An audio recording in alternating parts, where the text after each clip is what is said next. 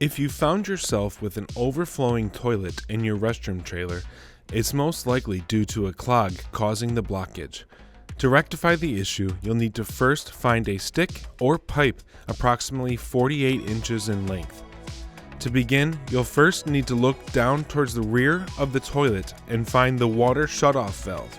Turn this valve to the off position.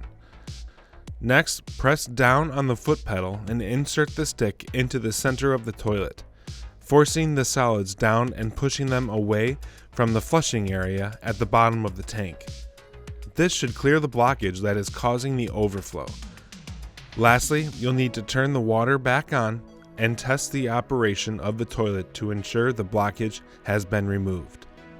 If you notice that the water is continuously running, this may be an indication that the foot pedal is stuck to the floor.